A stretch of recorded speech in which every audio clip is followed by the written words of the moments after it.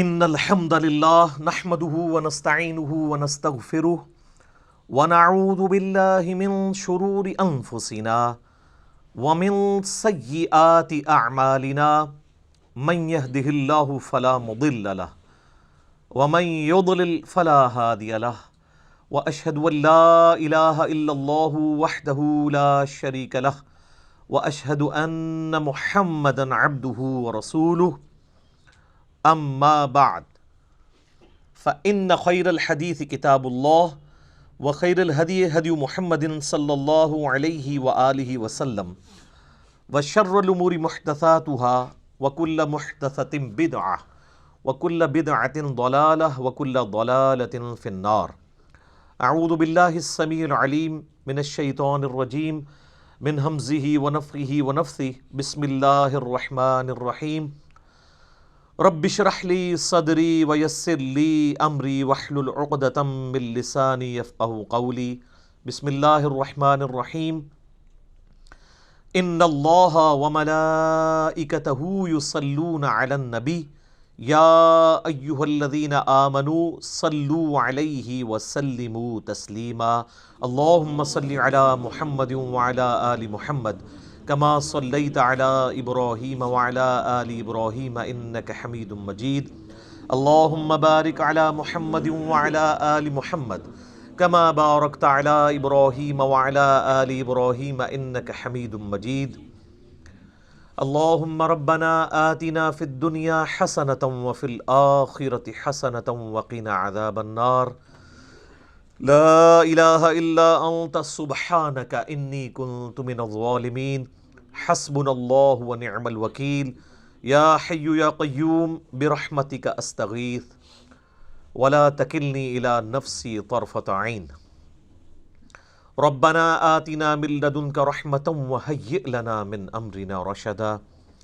لا حول ولا قوة إلا بالله العلي العظيم. آمین. الحمدللہ آج 1 دسمبر 2019 کو سنڈے کے دن قرآن کلاس نمبر 6 میں ہم قرآن حکیم کے انٹروڈکشن کے پوائنٹ آف ویو سے بقیہ کے جو 3 علمی پوائنٹس ہیں ان کو ڈسکس کریں گے. پچھلی 5 کلاسوں کے اندر ہم نے قرآن حکیم کے جو 40 پوائنٹس اس کے تعارف کے حوالے سے تھے ان کو ڈیٹیل کے ساتھ کور کیا ہے. 37 پوائنٹس میں نے کور کیے ہیں اور اللہ کے فضل سے یہ جو ایسٹ تیار ہوا ہے قرآن حکیم کے انٹروڈکشن کے اعتبار سے کسی بھی ٹاپک کو آپ جس کو آپ کریٹیکل سمجھتے ہیں اس کو میں نے الحمدللہ ان 5 کلاسوں میں کور کیا اور آج کی آخری کلاس ہے. آج انشاءاللہ امید ہے یہ آخری 3 پوائنٹس بھی کور ہو جائیں گے انشاءاللہ تعالی. علمی پوائنٹ نمبر 38 وہ ہے میرے بھائیوں قرآن حکیم کی سب سے بیسٹ تفسیر کون سی ہے. یہ اکثر لوگ پوچھتے ہیں. تو قرآن حکیم کی سب سے بیسٹ تفسیر وہ ہوگی جو قرآن پاک میں اللہ تعالیٰ نے خود ہی بیان فرما دی ہوگی. کتاب فصلت آیاتہ، یہ وہ کتاب ہے جس کی تفصیل کر دی گئی ہے. اور اس کے بعد اللہ کے محبوب صلی اللہ علیہ وآلہ وسلم کی جو صحیح الاسناد احادیث ہم تک پہنچی ہیں ان کی روشنی میں اس کی بیسٹ تفسیر ہوگی. چونکہ آپ صلی اللہ علیہ وآلہ وسلم کو اللہ تعالیٰ نے ہمارا معلم بنا کر بھیجا ہے. تو اللہ تعالیٰ نے جہاں قرآن نازل فرمایا اس قرآن میں جو ضروری چیزیں اس کے ساتھ جڑی ہوئی تھیں نبی صلی اللہ علیہ وآلہ وسلم کے ذریعے امت تک پہنچا دی. لہٰذا اس پہ کوئی دوسری رائے نہیں ہے کہ دین اسلام کے بنیادی 2 سورسز ہیں، کتاب اللہ اور سنت. اجماع امت جو ہے وہ کتاب و سنت میں ہی داخل ہے کیونکہ اجماع کو حجت ماننا کتاب و سنت کو حجت ماننا ہے. اللہ تعالیٰ نے سورہ القیامہ کے اندر ارشاد فرمایا پارہ نمبر 29 میں آیت نمبر ہے 17. اعوذ باللہ من الشیطان الرجیم. ان علینا جمعہ وقرآنہ، بے شک ہمارے یہ ذمے ہے قرآن کو جمع کرنا اور اس کا پڑھانا. فَإِذَا قَرَأْنَاهُ فَاتَّبِعْ قُرْآنَهُ، تو جب قرآن پاک پڑھا جا رہا ہو تو آپ اس کی اتباع کیا کریں. ثُمَّ إِنَّ عَلَيْنَا بَيَانَهُ، اس کے بعد اس کا بیان یعنی اس کی جو تفسیر ہے وہ بھی ہمارے ذمہ ہے. اس آیت کے کانٹیکسٹ میں صحیح بخاری میں ایک حدیث ہے کہ نبی علیہ السلام پہ جب وحی کا نزول ہوتا تھا تو آپ کہ چونکہ سینہ مبارک پہ یہ نازل ہوتی تھی، روح مبارک پہ، تو آپ علیہ السلام اپنی زبان کو تیزی سے حرکت دیتے تھے تاکہ جو کچھ پڑھا جا رہا ہے جبرائیل علیہ السلام کی طرف سے وہ مجھے کریم ہو جائے، زبانی یاد ہو جائے. تو پھر اللہ تعالیٰ نے نبی علیہ السلام کی تسلی فرمائی کہ آپ اپنی زبان کو تیزی سے حرکت نہ دیا کریں، یہ ہمارے ذمے ہے آپ کے سینے میں قرآن کو جمع کرنا اور اس کے بعد اس کا بیان، اس کی تفسیر وہ بھی ہمارے ذمے ہے جو سنت کی فارم میں ہم تک پہنچی ہے. اب اکثر لوگ یہ سوال پوچھتے ہیں کہ جی قرآن حکیم کی کون سی تفسیر پڑھی جائے، اور اس حوالے سے یہ بات بھی پبلکلی آتی ہے کہ جی تفسیر بالرائے کرنا حرام ہے. اس کے حوالے سے میں پہلے بھی ڈسکشن کر چکا ہوں. جہاں تک احکامات کا تعلق ہے تو ظاہر ہے کہ وہ قرآن حکیم اور صحیح الاسناد احادیث کی روشنی میں ان کو سمجھا جائے گا. لیکن جہاں تک قرآن حکیم کے سائنٹیفک فیکٹس ہیں تو وہ جیسے جیسے سائنس آگے جا رہی ہے اور ہڈن ٹروتھس جو اس یونیورس کے ہیں وہ انسان پہ ایکسپوز ہو رہے ہیں تو اس کی بنیاد پہ ان چیزوں کو سمجھنا ضروری ہوگا. اس کے حوالے سے میں نے پچھلی دفعہ ڈسکشن کی تھی کہ ہمارے پرانے بزرگوں سے قرآن حکیم کا ترجمہ اور تفسیر کرتے ہوئے کئی فاش غلطیاں صرف اسی لیے ہوئیں کہ اس وقت سائنس کا اتنا علم نہیں تھا. اس کی وجہ سے انہوں نے ترجمے میں بھی اپنی طرف سے کچھ چیزیں داخل کر دیں جو اس وقت ان کے پاس لمیٹڈ نالج تھا، اس کو مد نظر رکھتے ہوئے، جو آج غلطیاں جو ہیں وہ مسلمانوں کے لیے وبال جان بنی ہیں. تو یہ یاد رکھیے گا کہ قرآن حکیم کے صرف ٹیکسٹ کی گارنٹی ہے. اس کے ترجمے کے اندر کوئی شخص الفاظ کا چناؤ غلط کر لیتا ہے یا تفسیر کرتے ہوئے غلط بات لکھتا ہے تو وہ قرآن حکیم اس کو آن نہیں کرتا. تو سائنٹیفک فیکٹس کے حوالے سے تو میں پچھلی دفعہ ڈسکس کر چکا. رہا احکامات کا تعلق، تو اس کے حوالے سے جو قرآن حکیم کی تفسیر ہے،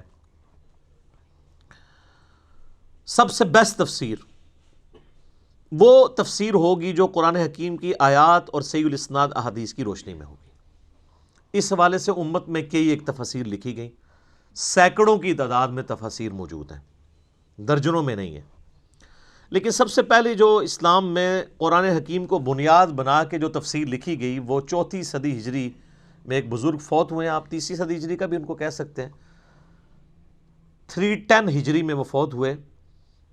ابن جریر طبری رحمہ اللہ تعالی، المتوفی 310 ہجری.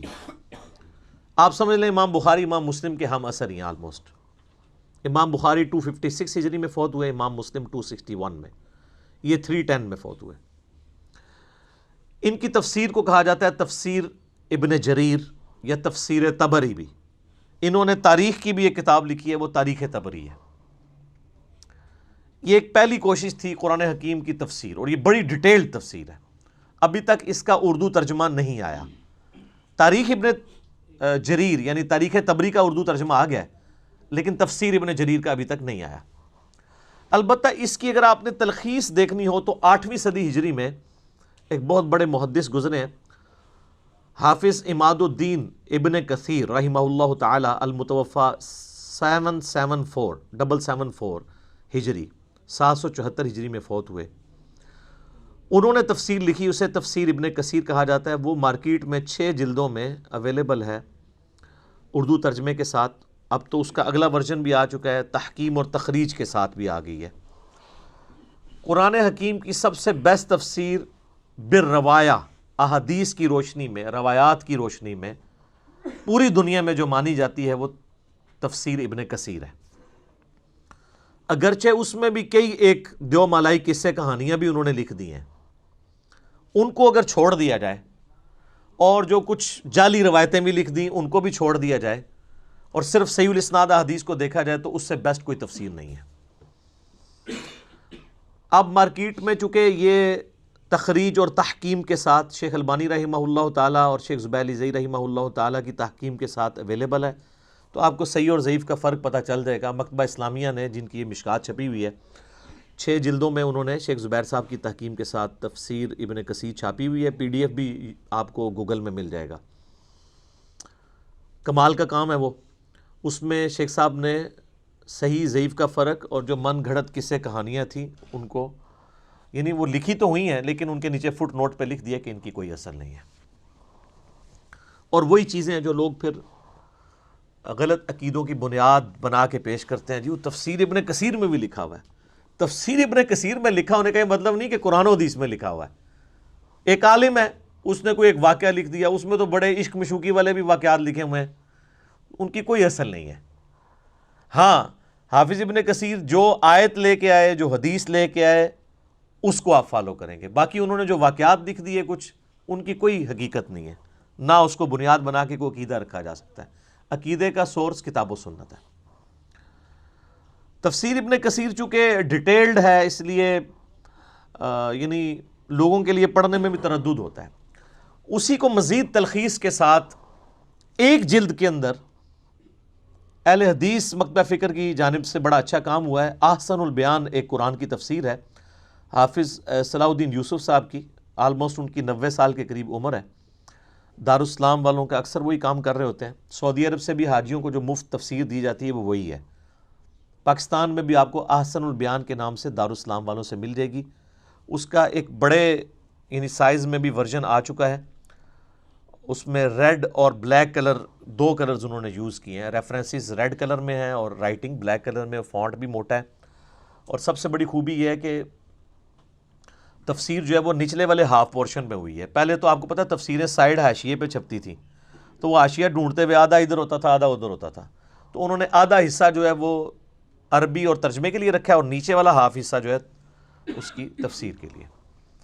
حاجیوں کو یہ مفت دیا جاتا ہے۔ وہ حاجیوں والا جو ورژن ہے وہ چھوٹے سائز میں، اس کی ہینڈ رائٹنگ بھی چھوٹی ہے، بال پڑھی جا سکتی ہے، لیکن یہ جو ابھی اٹلی سے پرنٹ کروایا ہے دارالاسلام والوں نے، وہ بڑے سائز میں ہے اور اس کی قیمت بھی آلموسٹ 1200 روپے ہوگی اس وقت، لیکن بڑے اچھے کاغذ کے اوپر ہے۔ باقی تو دارالاسلام والے آلموسٹ ڈبل ٹرپل قیمت ہی کتابوں کی لگا رہے ہوتے ہیں، لیکن قرآن کے ساتھ شکر انہوں نے یہ ظلم نہیں کیا، قرآن کی قیمت انہوں نے بڑی اچھی رکھی ہوئی ہے۔ تو وہ آپ دارالاسلام والا قرآن احسن البیان لیں، اگرچہ اس میں بھی کئی ایک خامیاں ہیں، اور وہ خامیاں اس وجہ سے ہیں کہ صلاح الدین یوسف صاحب کا ایک اپنا خاص مزاج ہے، وہ انہوں نے اپنا مزاج بھی اس میں کچھ داخل کیا ہے۔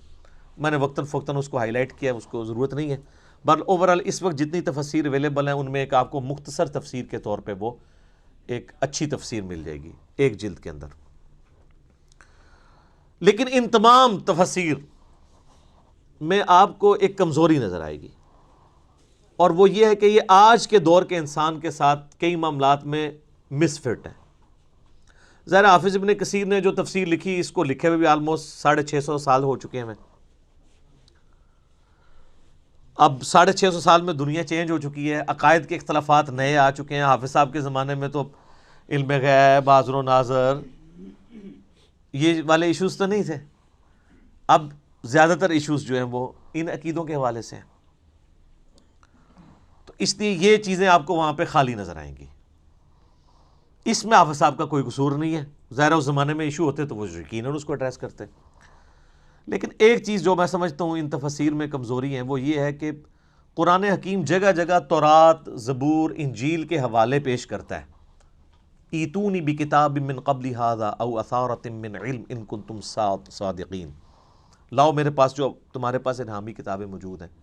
اس طریقے سے سورہ آل عمران میں آتا ہے کہ تورات لے کے آؤ، اس میں پڑھ کے دیکھو کہ جو تم عقیدے اڈاپٹ کیے ہوئے ہو، اونٹ کے گوشت کے حوالے سے کانٹیکسٹ میں خصوصاً بات ہو رہی تھی سورہ نساء کے اندر، سورہ آل عمران کے اندر، پارہ نمبر 4 کے سٹارٹ میں۔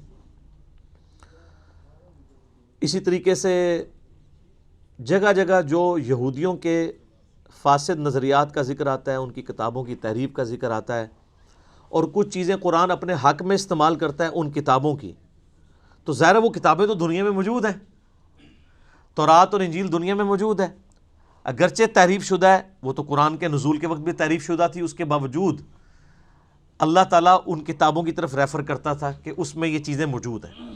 آج بھی جو اسٹیبلش تورات، انجیل اور صحائف جو ہیں وہ بنی اسرائیل کے پیغمبروں کے، وہ انجیل مقدس کے نام سے Anarkali society, Bible society Anarkali Lahore والوں نے پرنٹ کی ہے، اس میں وہ ساری چیزیں موجود ہیں۔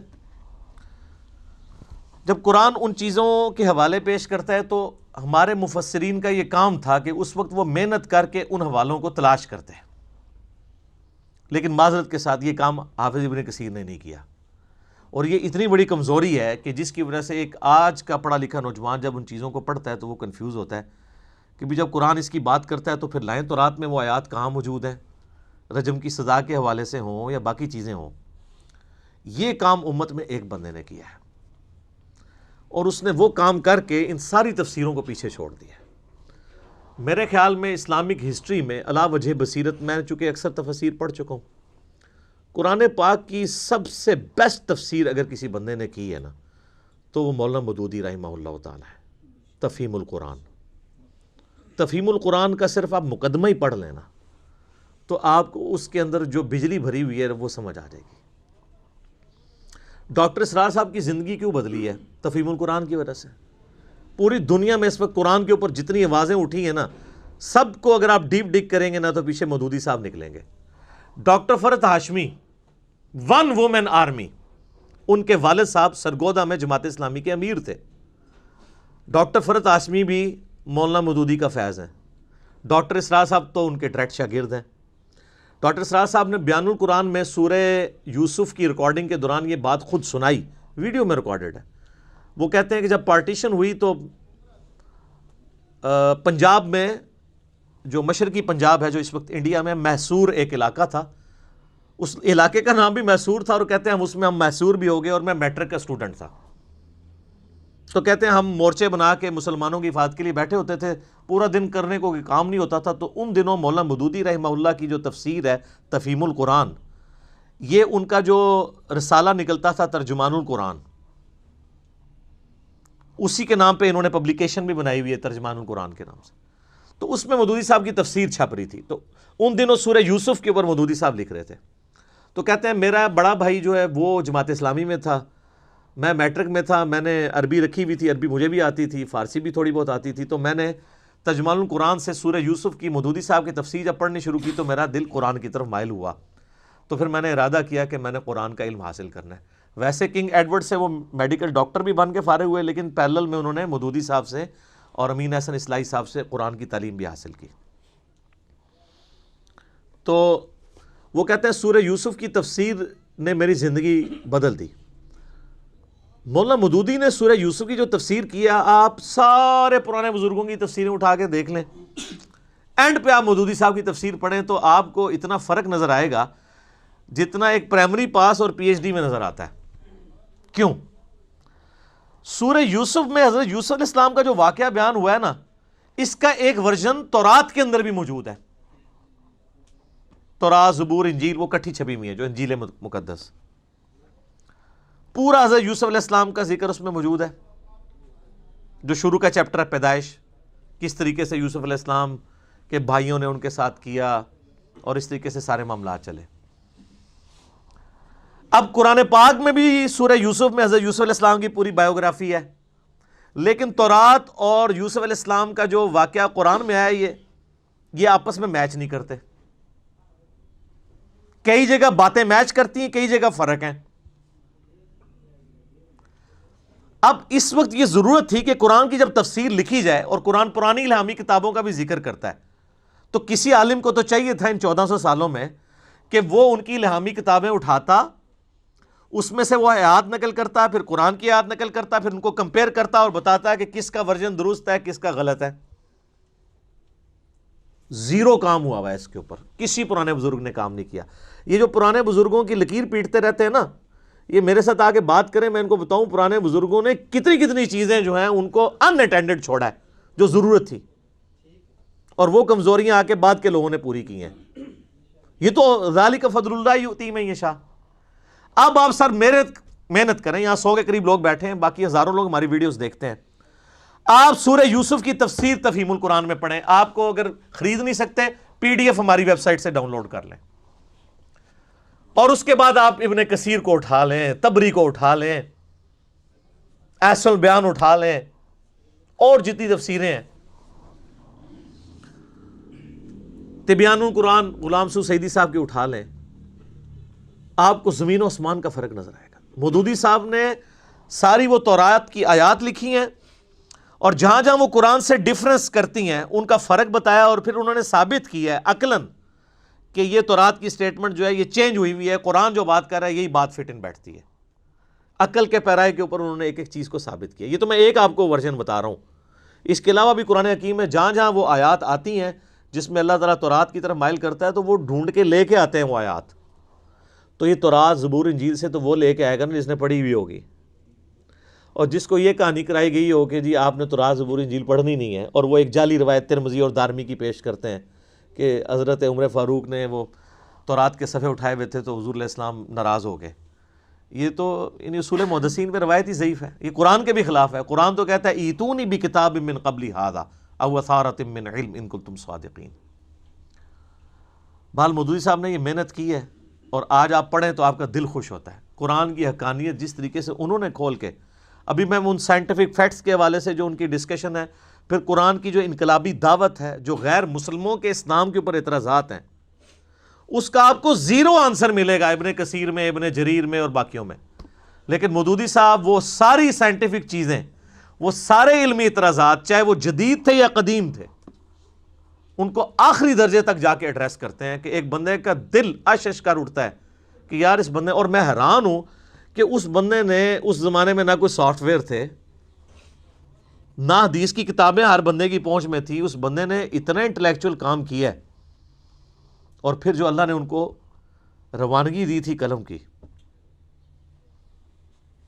ماشاء اللہ تعالی لا حول ولا قوت الا باللہ۔ اور یہ آپ پڑھ کے دیکھیں گے تو، میں نے تو ساری پڑھی ہوئی ہے نا، میں تو اینڈ پہ تفہیم القرآن پہ پہنچا تو مجھے آئیڈیا ہوا کہ پوری دنیا کے اندر انٹلیکچوئلس کیوں تفہیم القرآن کا ذکر کرتے ہیں، تو وہ آپ کو آئیڈیا ہوگا۔ تفہیم القرآن آپ ضرور خریدیں۔ ادارہ ترجمان القرآن والوں نے اب کمپیوٹر کمپوزنگ کے ساتھ بھی تفہیم القرآن چھاپ دی ہے۔ پہلے تو وہ ہینڈ ریٹن تھی نا کاتب کی، وہ خیر کاتب بھی وہ بڑا کلاس کا کاتب تھا جس نے لکھی ہوئی تھی، لیکن ظاہر ہے کمپیوٹر کمپوزنگ والی ذرا فونٹ بڑا کر دیا انہوں نے، تو عام مکتبوں سے آپ خریدیں گے تو آپ کو بڑی مہنگی ڈبل قیمت لگاتے ہیں۔ بہتر یہ ہے کہ آپ جماعت اسلامی کے جو آپ کے دفاتر ہیں اپنے علاقوں میں، ان کے پاس جائیں، ان کو کہیں ہول سیل پرائس کے اوپر لگائیں، تو وہ آدھی قیمت پہ آپ کو آلموسٹ ملے گی۔ اب خلافت و ملوکیت مارکیٹ میں 400 روپے کی بک رہی ہے جو نئی انہوں نے پرنٹ کی ہے، ہول سیل پہ اس کی قیمت جو ہے 240 روپے ہے۔ کتنا فرق ہے؟ تو وہ آپ تفہیم القرآن اگر کوئی خرید نہیں سکتا تو وہ ہماری ویب سائٹ پہ جائے، گوگل میں جائے، آپ کو اس کا PDF مل جائے گا، PDF ڈاؤن لوڈ کر لیں، وہ تو فریلی اویلیبل ہے۔ کوئی بھی ایشو ہو آپ تفہیم القرآن کو کھول کے پڑھیں، انشاءاللہ آپ کو آخری درجے تک چیزیں کلیئر ہوں گی کہ یہ اختلاف کیا تھا اور اس کی کیا شکل ہے۔ ایون اہل تشیع کی کتابوں کے ریفرنسز بھی تھے نا جو، وہ بھی مولانا مودودی نے جمع کیے ہیں۔ یعنی سیدنا عمر کا دفاع کرنا پڑا سورہ نور کی آیت نمبر 55 میں خلافت کے حوالے سے کہ اللہ تعالیٰ جو وہ اہل ایمان کو زمین میں خلافت دے گا، تو نہج البلاغہ سے مولا علی کا خطبہ انہوں نے نقل کیا ہے۔ جو جنگ قادسیہ میں حضرت عمر جا رہے تھے تو مولا علی نے ان کو روکا تھا اور کہا تھا کہ اللہ تعالیٰ نے آپ کو مسلمانوں کا مرکز بنایا، اگر آپ شہید ہو گئے تو پیچھے ہمارا شرازہ بکھر جائے گا۔ اب یہ نہج البلاغہ میں خطبہ لکھا ہوا تھا شیعہ کی کتاب میں، کسی کو نظر نہیں آیا، حافظ ابن کثیر کو نظر نہیں آئی نہج البلاغہ، لیکن اب جب شیعہ کے سامنے آتا ہے تو اب شیعہ کے لیے وہ خطبہ پڑھ کے خلفائے راشدین کی شان کو سمجھنا آسان ہے بنسبت ہماری کتابوں کے ریفرنسز کے، تو مودودی صاحب نے وہ نقل کیا۔ میں یعنی تفہیم القرآن کی اگر آپ کو انالیسس کروں تو مجھے یہاں پہ کم از کم 30-40 گھنٹے چاہیے شروع سے لے کے اینڈ تک، کہ اللہ تعالیٰ نے اس بندے سے کتنا بڑا کام لیا۔ تو تفہیم القرآن ضرور آپ لوگ خریدیں، کیونکہ لوگ پوچھتے ہیں مجھے کون سی تفسیر پڑھیں، میں کہتا ہوں ساری پڑھیں، اس کے بعد اینڈ پہ تفہیم القرآن بھی پڑھیں تو آپ کو انشاءاللہ فرق نظر آئے گا کہ انہوں نے کتنا بڑا کام کیا۔ تفسیر کے حوالے سے عموماً اہل بدعت جو ہے نا، ان کی طرف سے بڑے دھوکے دیے جاتے ہیں۔ وہ کہتے ہیں نہیں قرآن پاک کی آیات کا شان نزول بھی دیکھنا بڑا ضروری ہے۔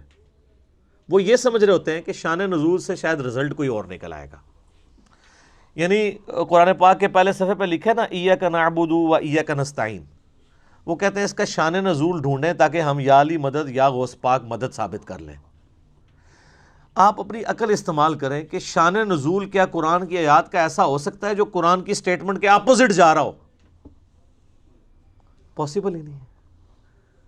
قرآن اگر کہہ رہا ہے کہ تیری ہی عبادت کرتے ہیں اور تجھی سے دعا مانگتے ہیں، تو احادیث یا اس کا شان نزول کبھی آپ کو یہ سپورٹ نہیں کرے گا کہ آپ بابوں کو پکارنا شروع کر دیں، قبروں سے مانگنا شروع کر دیں۔ سورہ نساء کی آیت نمبر 82 ہے کہ اگر قرآن اللہ کے سوا کسی اور ہستی کی طرف سے ہوتا تم اس میں اختلاف کثیر پاتے۔ اتنی موٹی کتاب میں عام آدمی لکھتا ہوا تو بھول ہی جائے گا پہلے صفحے پہ میں کیا لکھ کے آیا ہوں، اور آگے جا کے کچھ اور لکھ دے۔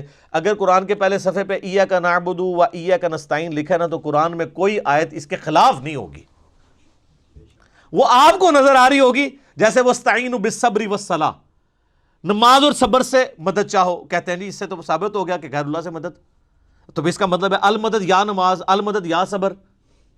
کہتے ہیں نہیں جی، وہ نماز پڑھیں تو اللہ کی مدد آتی ہے، تو پھر اللہ ہی ہے نا، کیونکہ آگے ان اللہ مع الصابرین۔ وَاسْتَعِینُوا بِالصَّبْرِ وَالصَّلَاةِ کا یہ مطلب کیسے ہو گیا کہ المدد یا نماز، المدد یا صبر؟ مدد تو اللہ ہی کی ہے اعمال کے ذریعے۔ عقیدہ بالکل ٹھیک ہے۔ وہ جی قرآن میں ہے وَتَعَاوَنُوا عَلَى الْبِرِّ وَالتَّقْوَى وَلَا تَعَاوَنُوا عَلَى الْإِثْمِ وَالْعُدْوَانِ، نیکی پرہیزگاری کے کاموں میں ایک دوسرے کی مدد کرو، برائی میں۔ اچھا جی، تو کیا اس سے یہ ثابت ہو گیا کہ آپ نے نیکی کا کام کرنا ہے، مجھے پانی پلانا ہے تو میں آپ سے پانی مانگتا ہوں؟ ٹھیک ہے، آپ مجھے پلا بھی دیں گے، لیکن اگر آپ اس سے یہ سمجھتے ہیں کہ میں بغداد میں کسی فوت شدہ بزرگ جو قبر میں چلے گئے ان سے پانی مانگوں، تو مانگ کے دیکھ لیں، اگر آتا ہے تو پی لیں۔ اللہ سے بھی مانگیں گے وہ بھی پانی نہیں آپ کو گلاس بھر کے دے گا، کیونکہ دنیا اسباب کے ساتھ جڑی ہوئی ہے۔ جو چیزیں اسباب کے تحت آتی ہیں وہ ان چیزوں سے الگ ہے۔ خیر یہ الگ سے ٹاپک ہے، میرا مسئلہ نمبر 3 ہے دعا صرف اللہ ہی سے۔ 2.25 گھنٹے کا میں نے یہ سارے مسئلے اس میں سیٹل کیے ہیں۔ شان نزول، شان نزول، اور اس کا دھوکہ دے دے کے قرآن ڈائریکٹ نہیں پڑھنا گمراہ ہو جاؤ گے۔ یہ بات یاد رکھیں، قرآن حکیم اپنے عقائد اور نظریات میں کسی شان نزول کا، کسی حدیث کا بھی محتاج نہیں ہے۔ قرآن پاک میں جو آیات آئی ہیں وہ منوان اسی طریقے سے عقیدے کے طور پہ قبول کی جائیں گی۔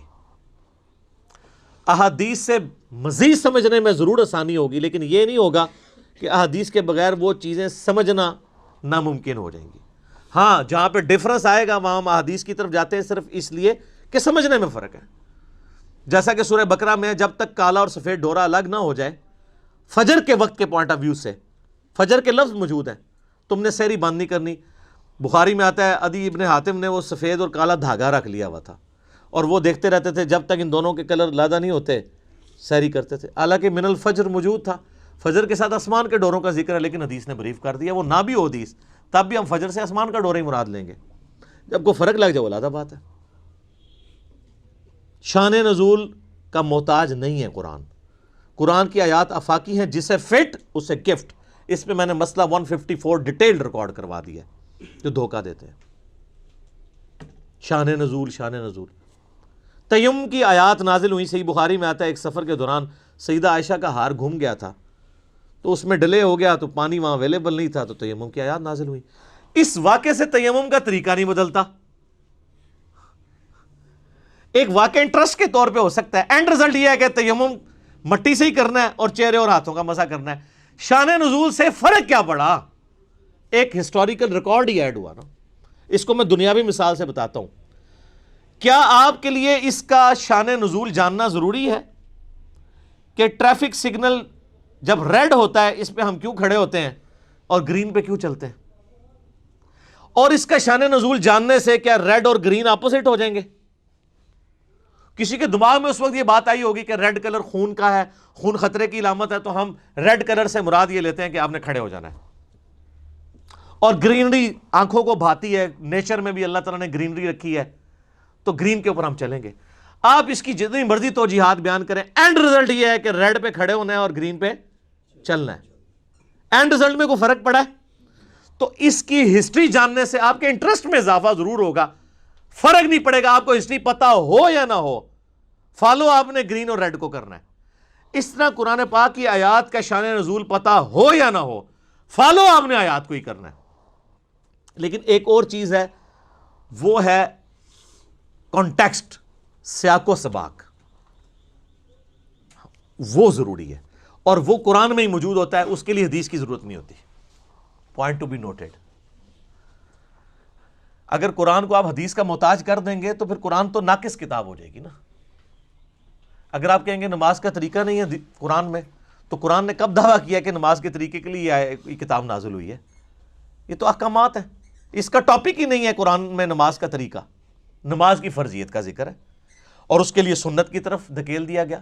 من یطع الرسول فقد اطاع اللہ قل ان کنتم تحبون اللہ فاتبعونی یحببکم اللہ. عقیدے کے اعتبار سے قرآن پاک ایک پرفیکٹ کتاب ہے. اعمال اس کا ٹاپک ہی نہیں ہے، اعمال کی ترغیب صرف ٹاپک ہے. کانٹیکسٹ جو ہوتا ہے نا وہ قرآن کے اندر سیاق و سباق موجود ہوتا ہے. اس کے بغیر اگر آپ قرآن کو سمجھیں گے تو پھر وہی کام کریں گے جو اس وقت جاہل علماء کر رہے ہیں کہ آیات کو بیچ میں سے نکال کے اپنا لقمہ اس کے منہ کے اندر ڈال دیتے ہیں. مثال کے طور پہ سورہ نساء کی آیت نمبر 64 ہے، جب اپنی جانوں پر ظلم کر لو تو نبی علیہ السلام کے پاس حاضر ہو جاؤ، اور پھر نبی علیہ السلام بھی اللہ کے حضور تمہاری سفارش کریں تو اللہ تعالیٰ معاف کر دے گا.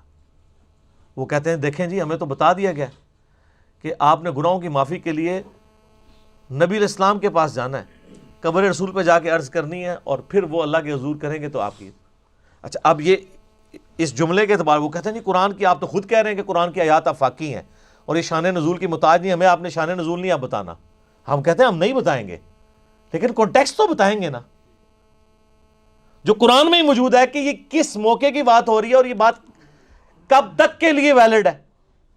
وہ شان نزول نہیں ہے، وہ سیاق و سباق ہے، اس کو کہا جاتا ہے کانٹیکسٹ. اور وہ قرآن میں ہی موجود ہے کہ یہودی جو اوپر سے مسلمان ہو گئے تھے منافقین تھے، جب اپنی مرضی ہوتی تھی تو نبی علیہ السلام سے فیصلہ کرواتے تھے، جب مرضی نہیں ہوتی تھی تو فیصلہ لے کے یہودیوں کے پاس چلے جاتے تھے.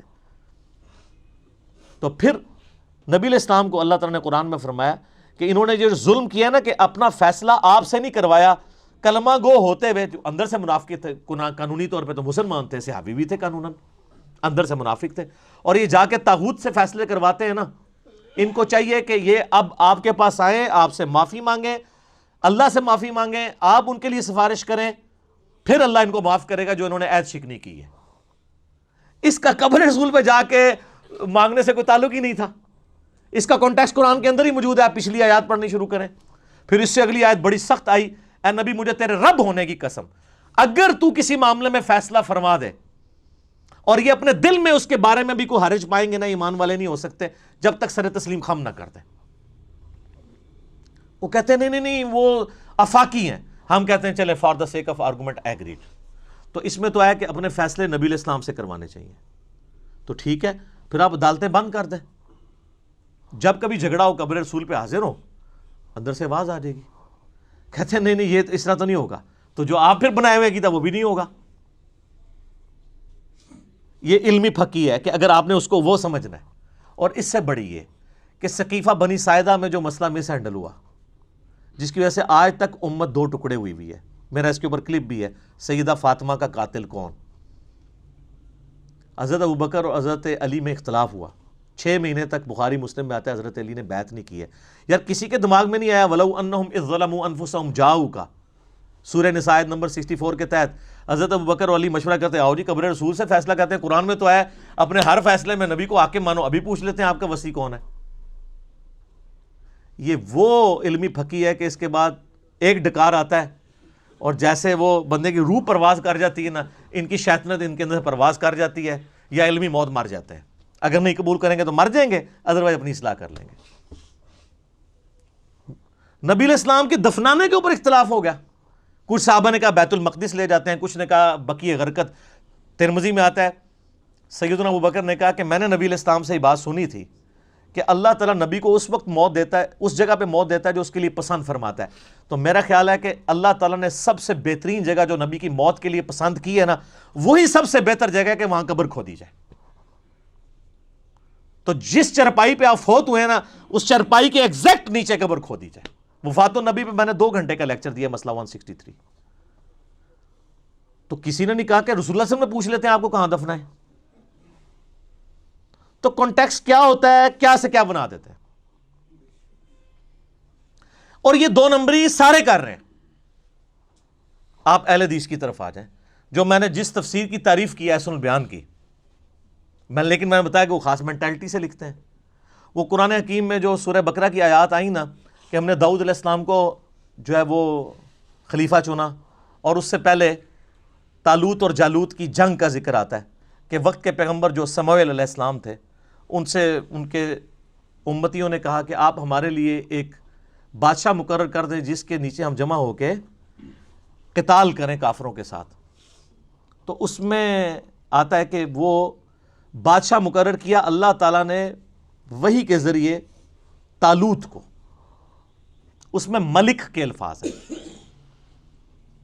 صلاح الدین یوسف صاحب چونکہ آپ پتہ ہے سعودیہ کے ساتھ تعلق تھا، انہوں نے اس میں سے ملوکیت ثابت کر دی، اور انہوں نے کہا لوگ ملوکیت کو بڑا برا کہتے ہیں، دیکھیں اللہ تعالیٰ نے بھی ملک بنایا ہے. اور سر اللہ تعالیٰ نے ملک بنایا تھا طالوت کو، شاہ فہد کو اللہ تعالیٰ نے ملک نہیں بنایا، اور نہ یزید کو اللہ تعالیٰ نے ملک بنایا ہے. وہ ان کی ملوکیت کو ثابت کرنے کے لیے کہنا شروع کر دیے کہ وہ دیکھیں ملک کا لفظ موجود ہے، لہذا بادشاہت بھی بڑی اچھی چیز ہوتی ہے. تو پھر میں نے اس کے اوپر رد کیا تھا.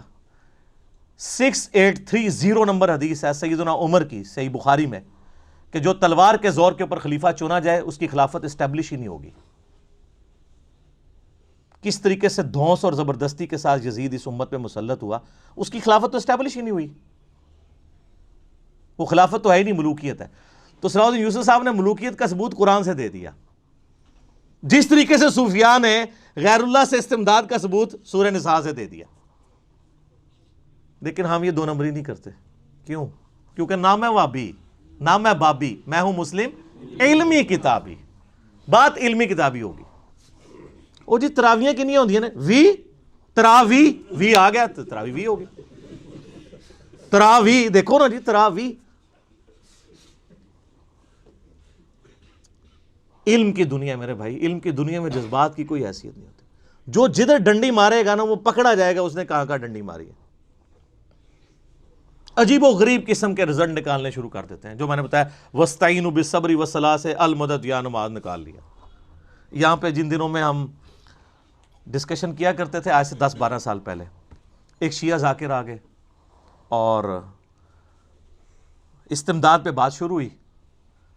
وہ کہہ رہے کہ اللہ سے بھی مانگ سکتے ہیں. میں نے کہا یار کہاں مانگ سکتے ہیں، ایک آیت بتاؤ وَاسْتَعِینُوا بِالصَّبْرِ وَالصَّلَاةِ. میں نے کہا اس کا مطلب المدد یا نماز، المدد یا صبر. کہتے نہیں. تو میں نے کہا پھر؟ کہتا نہیں اللہ کی مدد. وہ جو آیات پیش کرے میں نے پمفلٹ میں سارے وسوسے لکھے ہوئے ہیں، مختصر کرتے کرتے کرتے اینڈ رزلٹ یہ نکلا اس نے ہاتھ اٹھا دیے. کہتا نہیں میں بڑے مفتی کو فون کروں گا اپنے آیت اللہ کو. میں نے کہا ملا سپیکر آن کیا. اب آیت اللہ بھی وہی دلائل دے رہا ہے جو وہ مجھے دے بیٹھا تھا. تو اس نے اپنے آیت اللہ کا مذاق اڑانا اور کہتا سر جی یہ کوئی دلیل ہے وَاسْتَعِینُوا بِالصَّبْرِ وَالصَّلَاةِ کو اور کڈو. وہ اور نکالے، اس کا جواب بھی میں نے دیا تھا، وہ دینا شروع کیا. کرتے کرتے اس کو کلیئر ہو گیا یہ کہانی ہے ساری. اَمَّن يُجِيبُ الْمُضْطَرَّ إِذَا دَعَاهُ وَيَكْشِفُ السُّوءَ وَيَجْعَلُكُمْ خُلَفَاءَ الْأَرْضِ أَإِلَٰهٌ مَّعَ اللَّهِ. سورہ نمل آیت نمبر 62.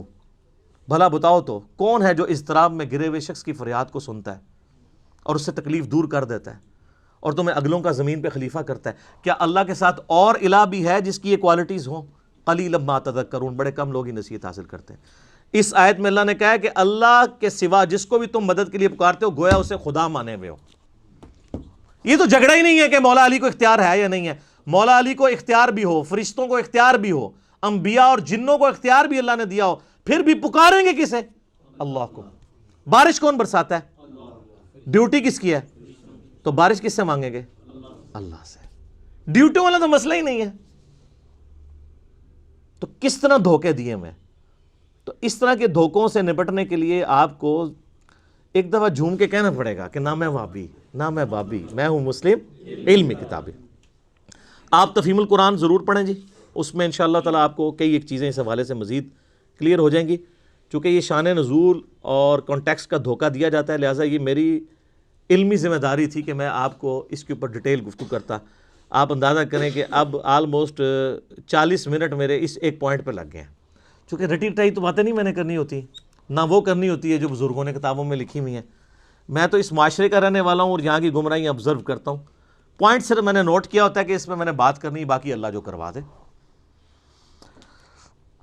علمی پوائنٹ نمبر 39 وہ ہے میرے بھائیوں قرآن حکیم کے مسلمانوں پہ حقوق کون سے ہیں. ایک مسلمان پہ قرآن کے کون کون سے حق ہیں جو اس نے پورے کرنے ہیں بینگ اے مسلم. اس پہ بھی 1 گھنٹہ چاہیے، لیکن بڑی اچھی فارم میں یہ کام آلریڈی ایک بندے نے کر دیا ہے، ڈاکٹر اسرار صاحب رحمہ اللہ تعالی.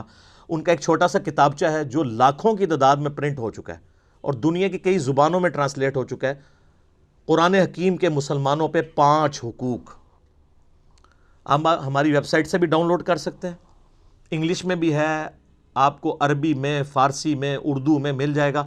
چھوٹا سا کتابچہ ہے، آپ کے اندر بجلی بھر دے گا اور آپ کو پہلی دفعہ پڑھ کے یہ اندازہ ہوگا یار میں کہاں کا مسلمان ہوں، میں نے تو قرآن کا کوئی بھی حق پورا نہیں کیا.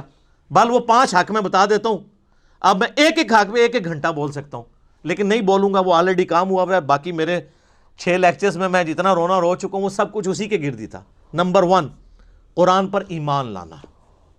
ماشاءاللہ وہ تو سارے لائے ہوئے ہیں. خالی ایمان یعنی قرآن کو ماننا، اصل مسئلہ ہے قرآن کی ماننا. نمبر 2 اس کی تلاوت کرنا. نمبر 3 قرآن کو سمجھنا. بس اب آپ کا ڈاؤن فال شروع ہو گیا. نمبر 4 اس پر عمل کرنا اوسدو کا. اور نمبر 5 اس کی تبلیغ کرنا سب سے مشکل. وَتَوَاصَوْا بِالْحَقِّ وَتَوَاصَوْا بِالصَّبْرِ. پھینٹی پکی.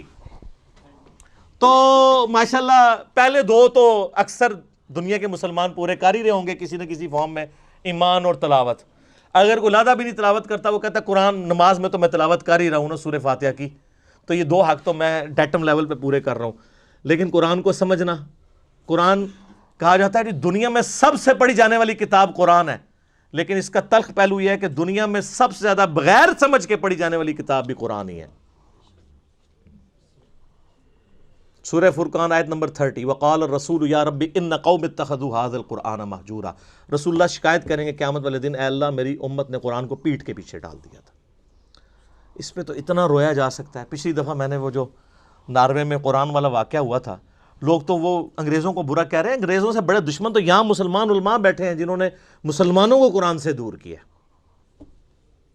اسی آج میں نے شعیب بھائی کو کہا، وہ قرآن کے بارے میں ایک ماہر القادری رحمہ اللہ تعالیٰ ایک بہت اچھے شاعر گزرے ہیں، بڑے ڈیسنٹ. انہوں نے قرآن کی فریاد ایک اس کی شاعری کی ہے. وہ آج آپ کو ہماری علمی مجلس کے سٹارٹ میں ہم وہ ان سے پڑھوائیں گے کہ قرآن مسلمانوں سے چیخ چیخ کے کیا کہہ رہا ہے کہ تم مجھے طاقوں میں سجاتے ہو، مجھ پہ خوشبو لگاتے ہو، طوطا مینا کی طرح مجھے رٹوا بھی دیتے ہو، لیکن جو میرے احکامات تھے اس کو پس پش تم نے ڈالا ہوا ہے.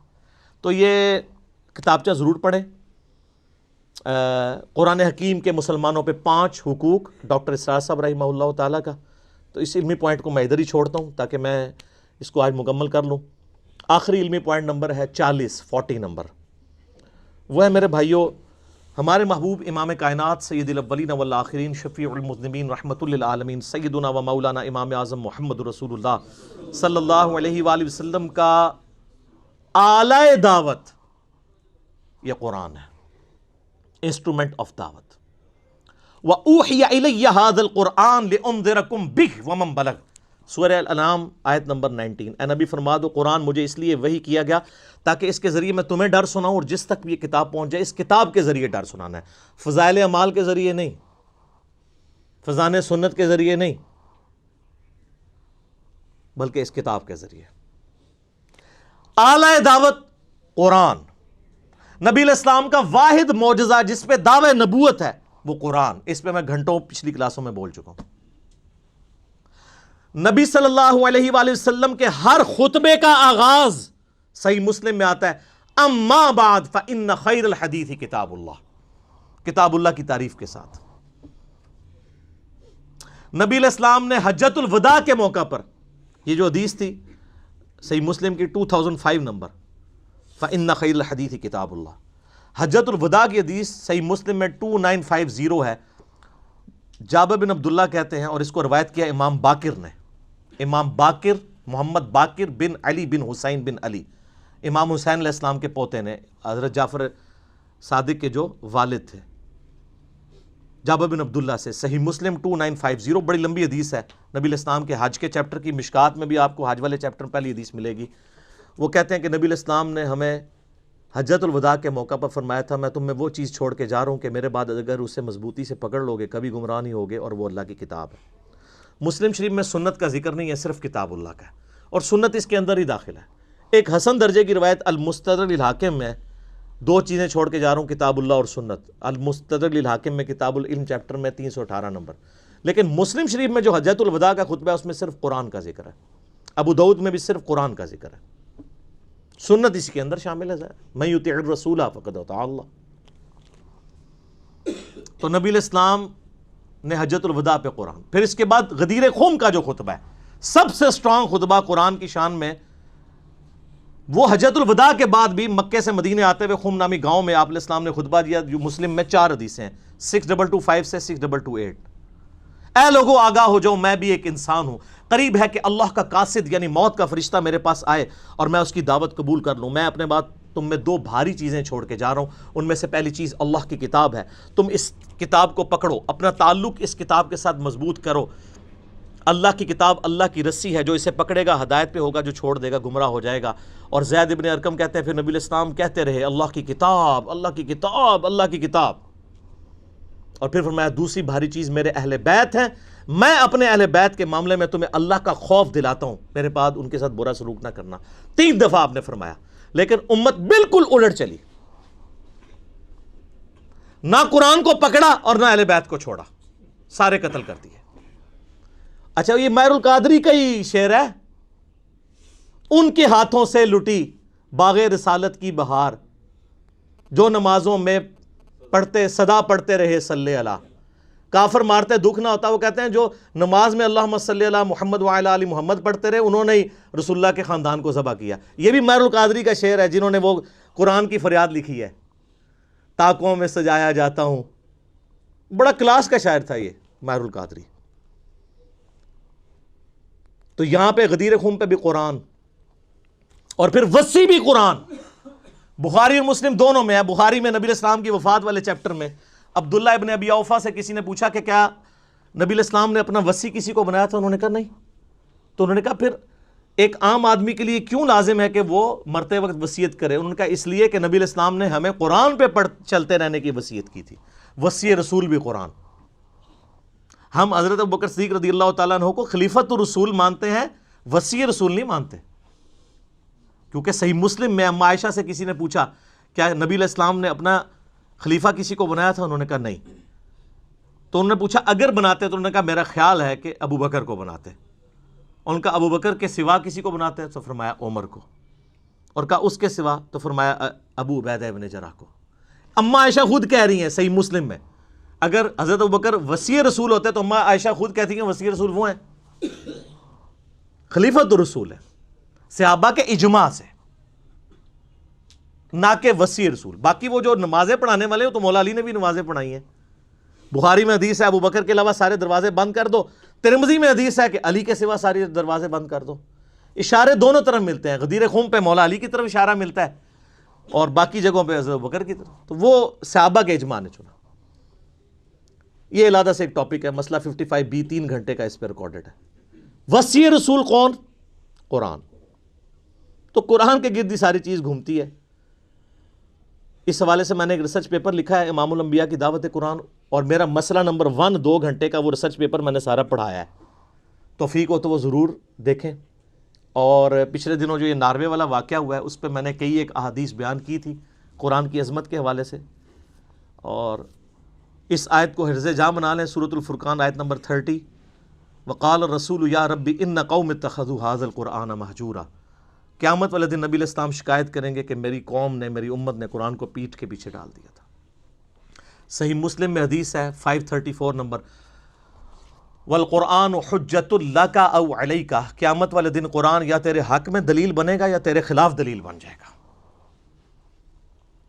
صحیح بخاری میں سیدنا ابو بکر کا پہلا خطبہ ہے کتاب الاعتصام بالکتاب والسنہ چیپٹر میں، کتاب و سنت کو مضبوطی سے پکڑنا۔ انتہائی گستاخانہ خطبہ ہے ہماری ڈاکٹرن میں، لیکن قرآن و سنت میں فٹ بیٹھتا ہے۔ اس میں حضرت ابوبکر کہتے ہیں کہ اللہ تعالیٰ نے اپنے نبی کو اس کتاب کے ذریعے ہدایت دی، اب یہ تمہارا کام ہے کہ کتاب باقیوں تک پہنچا کے اس کتاب کے ذریعے انہیں ہدایت دو، کیونکہ وہ کہیں گے کیا نبی گمراہ تھے؟ نہیں، وَوَجَدَكَ ضَالًّا فَهَدَىٰ، اے نبی تمہیں ہم نے اپنی محبت میں خود رفتہ پایا اور ہدایت کی اعلیٰ ترین درجے تک پہنچا دیا۔ ہر نبی پیدائشی نبی ہوتا ہے، لیکن جب وحی کا نزول اس کے اوپر ہوتا ہے پھر اس کی ہدایت کامل درجے تک پہنچ جاتی ہے، گمراہ کبھی بھی نہیں ہوتا نبی۔ سورہ الشورى کا آخری رکوع یہ ہے کہ ہم نے اے نبی علیہ السلام اس قرآن کے ذریعے آپ کو ہدایت دی ہے، وَإِنَّكَ لَتَهْدِي إِلَىٰ صِرَاطٍ مُسْتَقِيمٍ، اور اب آپ بھی لوگوں کو سیدھے راستے کی طرف مائل کرتے ہیں۔ تو اعلی دعوت قرآن، وصی رسول قرآن، اس کے علاوہ بھی کئی ایک احادیث ہیں۔ میرا مسئلہ نمبر 170 بھی ہے، 170 نمبر، قرآن حکیم کے ترجموں کے جو دھوکے دیے جاتے ہیں کہ جی کس کا ترجمہ پڑھیں قرآن حکیم کی اہمیت کے پوائنٹ آف ویو سے، یعنی اس پہ تو گھنٹوں بولا جا سکتا ہے، لیکن میں نے کوشش کی ہے کہ اپنی 6 کلاسوں میں قرآن حکیم کا تعارف آپ دیکھ لیں، آلموسٹ یہ 6 گھنٹے کی گفتگو تو بن گئی نا۔ ابھی بھی اس پہ گھنٹوں گفتگو ہو سکتی تھی، لیکن میں نے اس کو سکپ کیا تاکہ ہمارا قرآن پاک والا معاملہ جو ہے وہ تفسیر والا شروع ہو جائے۔ امید ہے انشاءاللہ تعالی اگلی دفعہ ہم سورۃ الفاتحہ سے آغاز کریں گے، اور اس میں پہلا لیکچر کوشش کروں گا سورہ فاتحہ کے اوپر ہی ہو، کیونکہ ام القرآن ہے، یہ قرآن کی ماں ہے، قرآن کا مقدمہ ہے۔ اس کے بعد سے پھر سورہ بقرہ جب شروع ہوگی تو پھر ہم جتنی آیات ہماری اس 55 منٹ کے اندر ہو جائیں گی وہ ٹھیک ہے، پھر اس سے اگلی۔ ویسے تو میں قرآن حکیم کی 9 سالوں میں ایک پوری ڈیٹیل ریکارڈنگ پورے قرآن کی کرا چکا ہوں، آپ کو پتہ ہے، 2010 سے لے کر 2019 تک، تو وہ یوٹیوب کے اوپر اویلیبل ہے۔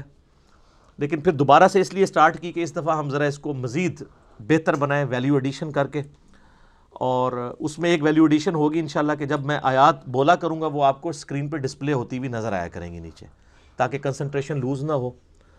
تو انشاءاللہ تعالی اگلی دفعہ ہم سورۃ الفاتحہ سے اللہ کا نام لے کے شروع کریں گے، اور اللہ تعالیٰ سے ہم یعنی امید کرتے ہیں کہ اللہ تعالیٰ اتنا موقع دے کہ ان چیزوں کو ہم ایک دفعہ مکمل کر لیں انشاءاللہ تعالیٰ۔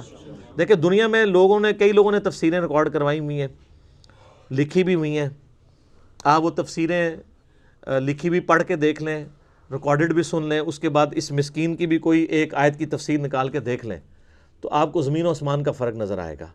اس کی وجہ یہ ہے کہ جو علماء یہ کام کرتے رہے، کسی خاص مکتبہ فکر سے اٹھے، اسی نیریٹو میں انہوں نے بات کرنے کی کوشش کی۔ ہم نے تو پوری کوشش کی، آپ کو پتہ ہے میں نے اپنی جو 9 سالوں میں ریکارڈنگ ہوئی اس میں ایک آیت کے اوپر بھی میں نے 6 گھنٹے بھی گفتگو کی ہے، 8 گھنٹے بھی گفتگو کی ہے، صرف اس لیے کہ وہ آیت بون آف کنٹینشن بنی ہوئی تھی اختلافات کے پوائنٹ آف ویو سے، میں نے کوشش کی کہ اس کو ایڈریس کیا جائے۔ لیکن اب جو ہماری یہ تفسیر ریکارڈ ہونے جا رہی ہے اس میں میں اتنا ڈیٹیل نہیں بولوں گا، صرف کراس ریفرنسز دے دوں گا۔ جس طرح آج میں نے کئی کراس ریفرنسز دیے ہیں، مسئلہ نمبر 55B کا دیا ہے، مسئلہ نمبر 1 کا دیا ہے، وہ 55B 2.25 گھنٹے کا ہے، 1 نمبر 2 گھنٹے کا ہے، مسئلہ 170 1.5 گھنٹے کا ہے۔ اب ہر دفعہ اتنی ڈیٹیل گفتگو تو ممکن نہیں ہے، لیکن یہ کوشش کی جائے گی کہ کیونکہ بعض لوگوں نے یہ بھی شکایت کی کہ یہ مختصر کے چکر میں یہ بھی نہ ہو کہ وہ جو چیز سمجھانے والی ہے وہ بھی رہ جائے، نہ ایسا نہیں ہونے لگا، بے فکر ہو، میں اپنی عادت تو مجبور ہاں، جو تک میں کتا گھودوں باہر نہ کاٹ لواں میری تسلی نہیں ہوتی، کیونکہ مجھے پتہ ہوتا ہے کہ یہ خالی میں نے ڈول نکالنے سے کچھ بھی نہیں بننا۔ جو فرسودہ عقائد ہیں ان کو ایک ایک چیز کو الگ کرنا ہے کہ یہ یہاں پہ مس کوٹ کیا ہے، یہاں پہ مس کوٹ کیا، یہاں پہ غلطی ہوئی، یہاں پہ غلطی ہوئی، اس غلطی کو ریکٹیفائی کرنا، اور پھر غلطی کسی کی بھی ہو۔ یہ جو آج میں نے ڈسکس کیا سورہ نساء آیت نمبر 64 وَلَوْ أَنَّهُمْ إِذْ ظَلَمُوا أَنفُسَهُمْ جَاءُوكَ کا، اس میں حافظ ابن کثیر ایک عجیب و غریب واقعہ لے آئے کہ وہ قبر رسول پہ ایک عرابی حاضر ہوا، عرابی زبر کے ساتھ، اور اس نے کہا یا رسول اللہ بھوک سے ہلاک ہو گئے، یہ ہو گیا، وہ سو گیا، اس کو اونگ آئی، نبی علیہ السلام کی خواب میں زیارت ہوئی، آپ نے فرمایا عمر کو میرا سلام کہنا، اور یہ وہ تارج جمیل صاحب بھی بیان کر رہے ہیں۔ تو اہل حدیث سارے نا تارج جمیل صاحب کے پیچھے پڑے ہوتے ہیں، دیکھو یار کس قسم کے عقیدے بیان کر رہا ہے، بریلوی کیا کر رہے ہیں، حالانکہ کام حافظ ابن کثیر ڈال کے گیا ہے، تو وہ حافظ ابن کثیر سے نکال کے دکھاتے ہیں، یہ دیکھیں جی حافظ صاحب نے کام ڈالا ہے، تو ہمارے پاس تو نہیں لا سکتے، ہمیں تو حافظ صاحب کی دونس تو بہت چھوٹی، حافظ صاحب تو بیچارے 8ویں صدی ہجری میں آیا ہے، ہم تو پہلی صدی میں بھی کسی کی دونس ماننے کے لیے تیار نہیں ہے کتاب و سنت کے خلاف۔ کیوں؟ کیونکہ نہ میں وہابی نہ میں بابی، میں ہوں مسلم علمی کتابی۔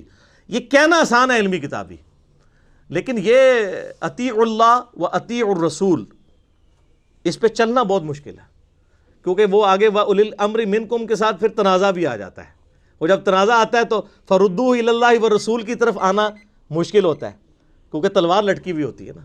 اسی لیے میں کہتا ہوں حسین نہیں روزانہ ماما جمدیاں، کیوں؟ اس لیے کہ یہ بہت کم لوگوں کا لیول ہوتا ہے کہ برائی کو ہاتھ سے روکیں۔ لوگوں کو تو گیم سمجھ ہی نہیں آئی نا ہوا کیا ہے، وہ تو ہم نے پھر کھولا ہے نا کہ معاملہ ہوا کیا ہے، لوگ کس طرح مسلط کا شکار ہو جاتے ہیں، اور کوئی بندہ اپنی جان دینے کے لیے تیار نہیں ہوتا۔ آپ اس دور میں دیکھ لیں، پچھلے ڈکٹیٹر نے لال مسجد میں مسلمانوں کا قتل عام کیا، ان کے اپنے فرقے کے لوگ بھی ان کے ساتھ کھڑے نہیں ہوئے، جس کی وجہ سے 15 سال ہمیں خودکش حملے بھگتنے پڑے پاکستان میں۔ اسی کا ریونج تھا نا۔ تو میں ڈر رہا تھا کہ یہ جو بھی دھرنا چل رہا ہے فضول مان والا، یہ دوسرا لال مسجد نہ بن جائے، ورنہ اگلے 15 سال پھر پار ہو جانے تھے۔ تو وہ جب یہ معاملہ ہو رہا تھا اس وقت کوئی مولوی کھڑا ہوا؟ کوئی بھی نہیں۔ تو آپ اس زمانے میں بات کریں گے؟ آج تو پھر بھی فریڈم آف ایکسپریشن ہے، میڈیا پہ بات ہو سکتی ہے، عدالتیں ہیں، لیکن جہاں پہ صرف بادشاہ ہو، جو بولے اس کی گردن کاٹ دی جائے، اس زمانے میں بولنا بڑا مشکل ہے۔ ٹھیک ہے، یہ آج تو بڑا مبارک دور ہے، فریڈم آف ایکسپریشن ہے۔ بادشاہوں کے زمانے میں فریڈم آف ایکسپریشن نہیں ہوتا تھا۔ میں نے کتنے بخاری اور مسلم سے واقعات بیان کی ہیں کہ لوگ ڈرتے ہوئے باتیں ہی نہیں کیا کرتے تھے، جو کرتا تھا وہ ٹانگا جاتا تھا۔ تو انشاءاللہ ہم کوشش کریں گے کہ ہم اس سچائی کی دعوت کو پوری ایمانداری کے ساتھ پبلک تک پہنچانے کی کوشش کریں، لیکن مدد اللہ ہی سے ہے۔ نستعین باللہ ونتوکل علیہ وحسبنا اللہ ونعم الوکیل ولا حول ولا قوة الا باللہ العلی العظیم۔ صلوا علی الحبیب اللہم صلی علی محمد وعلی آل محمد کما صلیت علی ابراہیم وعلی آل ابراہیم انک حمید مجید۔ اللہم بارک علی محمد وعلی آل محمد کما بارکت علی ابراہیم وعلی آل ابراہیم انک حمید مجید۔ اللہ تعالیٰ سے دعا ہے جو حق بات میں نے کہی اللہ تعالیٰ ہمارے دلوں میں راسخ فرمائے۔ اگر جس بات میں غلطی سے میرے منہ سے کوئی غلط بات نکل گئی اللہ تعالیٰ ہمیں معاف کر دے، ہمارے دلوں سے بھی محو کر دے، بھلا دے، ہمیں کتاب و سنت کی تعلیمات پر عمل کر کے دوسرے بھائیوں تک پہنچانے کی توفیق عطا فرمائے۔ سبحانک اللہم و بحمدک اشہد ان لا الہ الا انت استغفرک و اتوب الیک وما علینا الا البلاغ المبین۔ جزاکم اللہ خیرا۔